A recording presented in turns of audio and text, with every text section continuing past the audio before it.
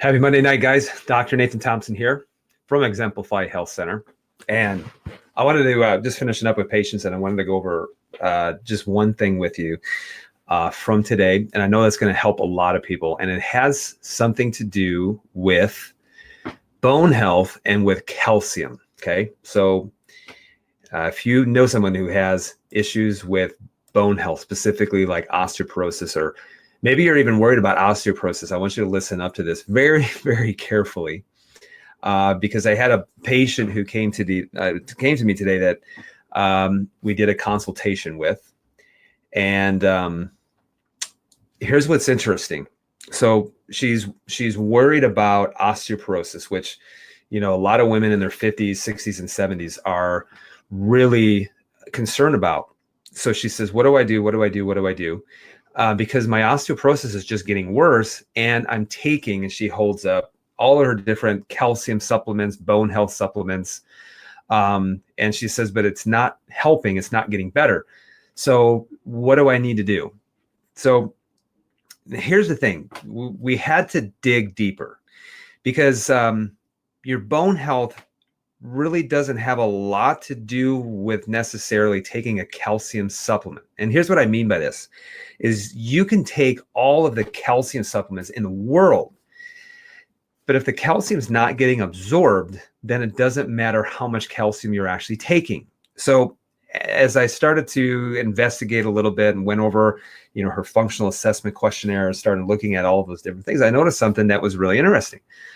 Was that she has suffered with acid reflux and with an ulcer for years. Now, why on earth is that important? So let me explain to you why that is super important. Now, stay with me on this, because in order for your body to absorb calcium, you need a very high acidity in the stomach. And so if she has suffered with a stomach ulcer and suffered with acid reflux, it actually means that her stomach is not producing enough acid.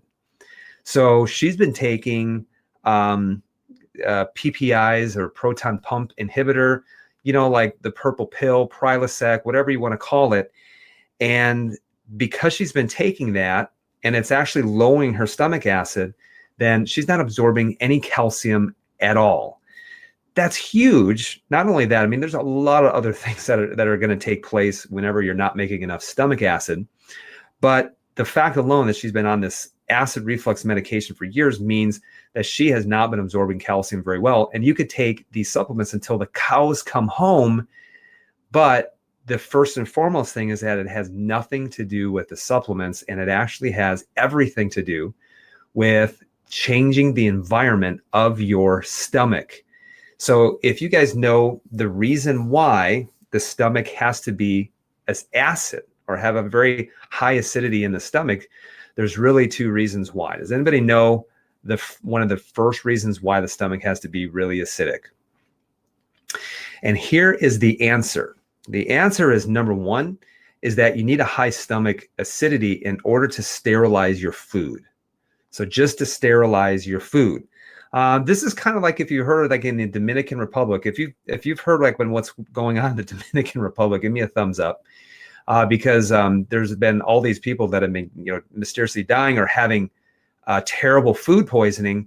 Well, I guarantee you, the ones that are having the worst food poisoning are the ones who are producing the least amount of stomach acid, and the body is not able to sterilize, you know, those pathogens that you're actually ingesting.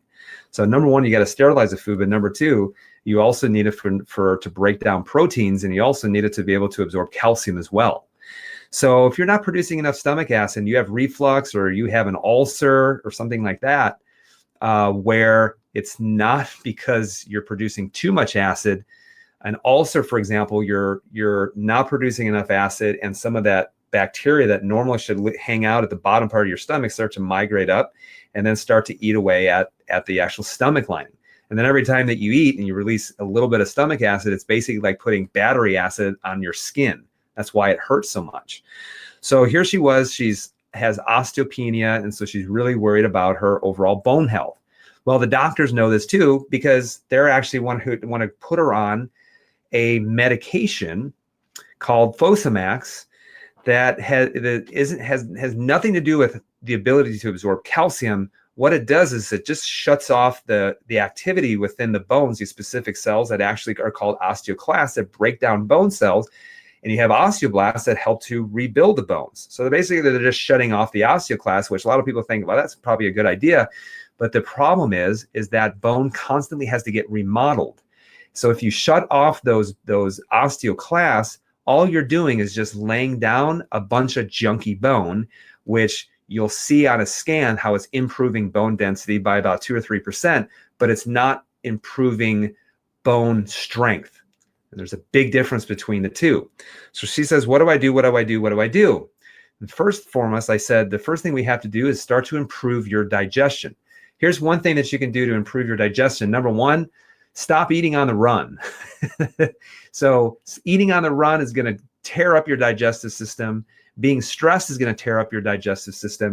And there could be a lot of different reasons why, but we have to start improving the acidity in your stomach. So one of the first things that we did is we actually started recommending aloe for her to help with the ulcer that's going on. But some other things that you can do in order to improve digestion is actually apple cider vinegar. Apple cider vinegar will improve hydrochloric acid in the stomach. There's supplements in order to improve hydrochloric acid. There's supplements in order to improve your digestive enzymes to help you break down your food.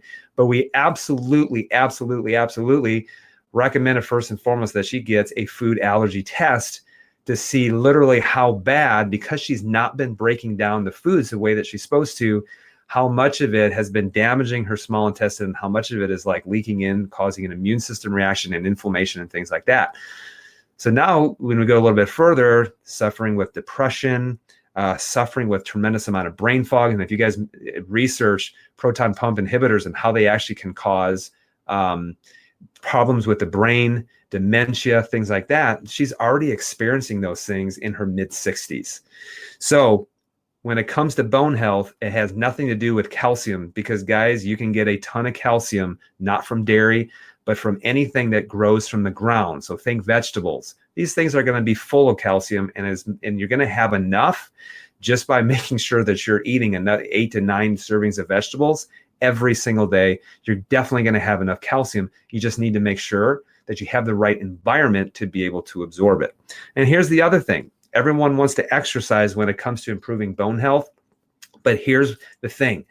Walking will not improve your bone health. You have to stress the body more than what the body is used to.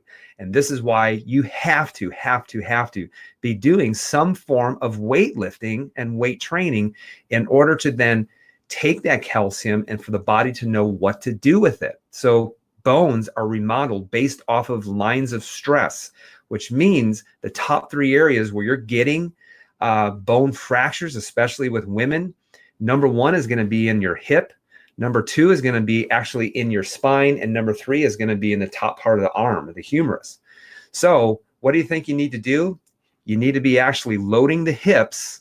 You need to be loading the spine, and you need to be loading the shoulders. And that can only happen if you're stressing it more than your body weight. But before you start running off and doing that, one of the first things you have to do is improve the absorption of calcium. And that's by increasing stomach acidity in the body.